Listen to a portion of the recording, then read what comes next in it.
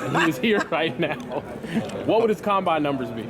Ridiculous. I think he jumped like a 44, run a 4.4,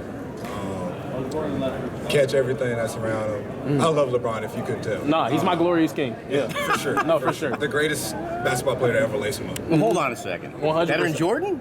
Yes. Have you ever seen Mike play? No, I've watched tape though. You're telling me defense is better back then? Yeah, you drive to the basket, you get clobbered. The talent level is way better now than it was back then. You think the talent, but really? Cry. You spin right now. This is crazy. All right, if you could add one drill to the combine, what would it be? You started. The throw, kick, punt, just for fun. That would be cool. That would be fire. Someone said an Oklahoma drill between players and scouts. How would you? That would be cool. That would be cool. Somebody get hurt though. No, for sure. Get some good workers comp though. How are you able to stay so loose? Because if this were me right now, I wouldn't be able to joke. I'd be scared out of my mind. Well, first I have a degree in communication, so this is what I want to do. And then, I just try to take everything in stride, man. It's a blessing to be here and a blessing to be standing in front of you. So I'm just happy and love everything that I'm doing right now. How do you think that you can help out an NFL team?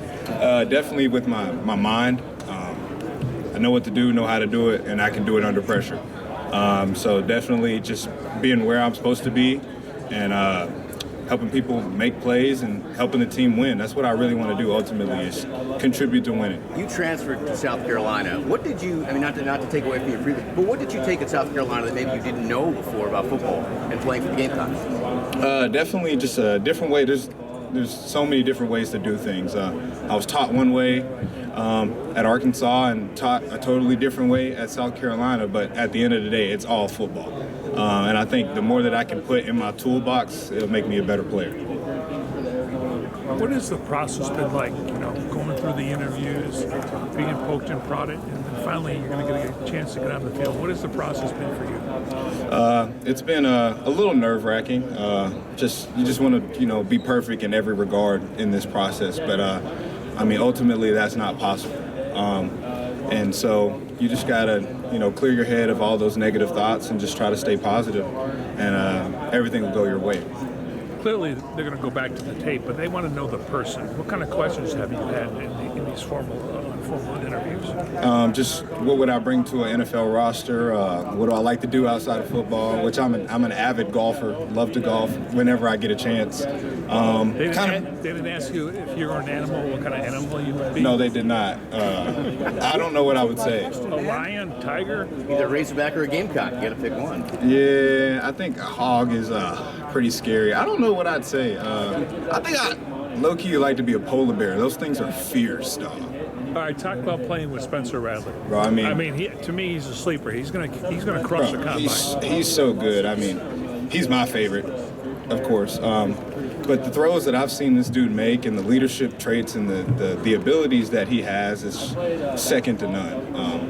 And I've enjoyed playing with him. I wish I had more time with him, but we only had a year together.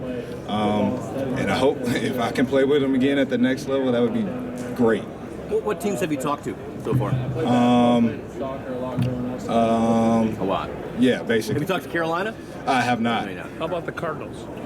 I have not. How about the Cowboys? I have. How did that? The usual, drawing up plays, talking about protections. What we ran at South Carolina, just having fun. Our OC got his first NFL job for Dallas, so just everybody knows Dow Loggins, and just telling stories about him it's been a fun time. What was it like being in a room with Jerry Jones? Oh, I was an informal. Okay, thank you. What separates you? My work ethic and what's between my ears. I don't make mistakes, and I know what I'm supposed to do and how to do it. So I feel like that's a great thing to have as a player, because a lot of guys are athletic and fast and can do all these crazy things, but if you can't put it together between here, it doesn't mean anything. You switched positions, went from wide receiver to tight end. How tough was that process, and how do you think ultimately that made you a better player? Switched, learned tight end, learned how to the offensive scheme in about a week and a half. So it was easy. It was very easy. Which I was blessed that we were in a simpler offense, so learned it pretty quickly. It's just coming from outside and then going into the trenches, the body types are completely different. And playing in the SEC, those guys are just freakish athletes. I mean, ends 260 pounds that are moving like basketball players. And I mean, those guys get paid the big bucks, and that's why they get paid the big bucks in the NFL, because they make plays. And just learning how to play that position and, you know, cut guys off and block guys, it's been a great experience, and I'm only going to get better at it. You had to bulk up, I'm guessing? Yes, sir. Are you going to have to keep bulking up in the NFL then? No, I think they're pretty good with my weight. I hover around 242, somewhere in there, so, and teams have been fine with that weight. Have you talked to Tampa Bay yet this week? I have not. If you could choose one tight end in the NFL to be a part of a 2 tight end set with, who would it be? George Kittle. By any chance, have you met with the Houston Texans? I have not. Trey, if you were in this year's Madden, what were your X factor?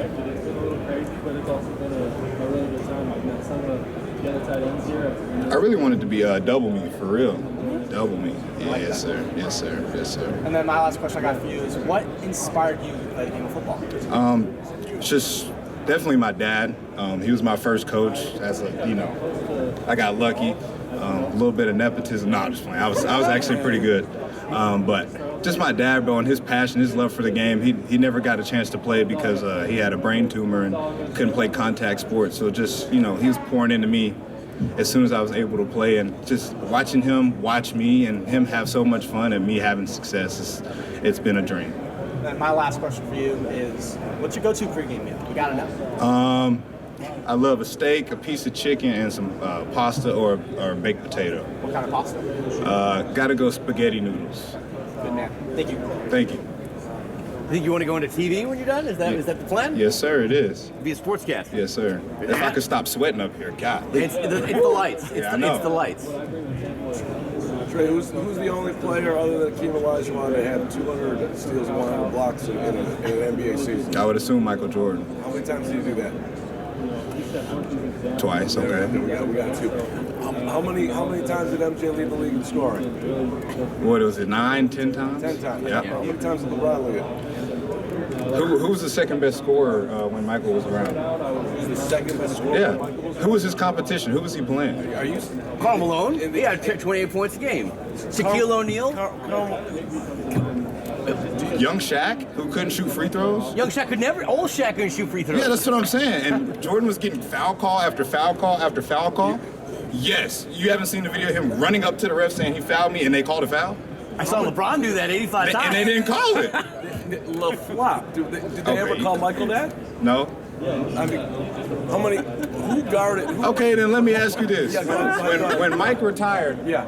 why were the Bulls one game away from going back to the finals? If he was so good and magical. They weren't. They were a series and a game. That's what I'm saying, but they went to a game 7. Trey, they lost in the second round of the playoffs. No, they did not. They Yes, lost they in did. the conference finals. No, it was semis. It was the semis. It was the semis. They didn't make it to the conference finals. How many championships have they won since Mike's left? This is serious. How 30 years now? Okay, then ask me that.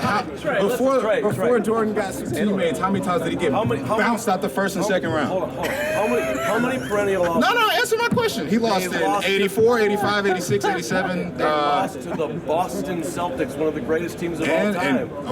And the Detroit Pistons, one of the greatest teams of all time. Who guarded LeBron in the finals in Dallas when he scored 8 points in a game? Who was guarding him? Was his name J.J. Barea, who's about 5'5"? Yeah, that's true. They were up 2-1 in the series. And they choked it. Yeah. I understand. Well, come on. You're disqualified. You disqualified yourself. How? All right, to calm this down, where does Kobe? Yeah, let's talk ball. Let's talk the other ball. We'll talk later. Yes, I want to have a discussion for real. Coach lets you call one play. What play are you calling and why? I think the greatest play in football, 4 verticals. Okay. 4 verts, always. If you get good distribution and get the coverage that you need and that you want, bro, you got matchups all across the field. Trey, who are the guys you enjoy watching and kind of take just snippets of their game from? Definitely George Kittle. I think he's the best tight end in the NFL. And then definitely Kelsey. And I like to watch Kyle Pitts as well, just the way that he moves in and out of breaks and cuts and things, because I think that my game is pretty similar to his. Have the Packers talk to you? No, so they haven't. they got like 20 tight ends. Yeah. Yeah, thanks. I'm actually from the Nashville area. Oh, okay. Lots of friends in the Blackman area. Actually. Oh, yeah. Yeah, so man, you were a wide receiver coming out. Eventually transitioned to tight end. Were there some people that made the biggest impact? Who are some of the people who made the biggest impact on you as you were developing in high school and early college? Definitely, let's start in high school. My first receiver coach, Alex Trakis, just definitely got me, because I wasn't a big practice guy back then. And just I could show up on a Friday, like all the good guys could back in high school. But I think he really set the foundation of me being an actual good practice player. And then Justin Stepp, when I first got to college, believing in me and taking a kid that was pretty slow and letting me play receiver, and I had fun at that. And then most importantly, the guy named Dow Loggins. I was going through a tough time, changing positions, getting benched, all this crazy stuff, and he just definitely gave me this vigor. I ain't gonna lie, like I get emotional about it because Yeah, you went through a lot. You changed positions and ended up changing teams. Lots of transitions changed for you as He's not going to like this. He's going to like it. Oh, man. Well, I appreciate you opening up and sharing that. How was it in terms of transferring to South Carolina? And was that tough kind of like definitely establishing yourself there? Leaving a place that you love, like enjoyed all my time at Fayetteville, and leaving a team that I really love those dudes. Golly, bro. It's all good. Should we go back to basketball? Please don't. All right. Well, you said, you jokingly said you were slow. I think you're a little bit faster than I am, for sure. I would hope so. Any expectations for on-field drills, goals you have in terms of times? So I'm not running my 40. Might as well just go ahead and tell everybody that now, because you're going to see it. I tore my hamstring last season, still working through. Still getting better. Bro, those things take forever. Especially, it's horrible. And I tore it like right here on my butt cheek, so like the worst place to do it. Yeah. And so I'm just trying to nurse that and be very smart about it, because I don't want to go hurt myself. That's how you lose money. So just get ready. Yeah. Just get ready. But I'll be doing the on-field drills and everything else, just not running my 40. Sorry, last one. Any shout-outs you want to make for Blackman area, Murfreesboro? Yeah, 615, baby, stand up, for sure. City of Murfreesboro, I love y'all. Thank you for making the man that I am today.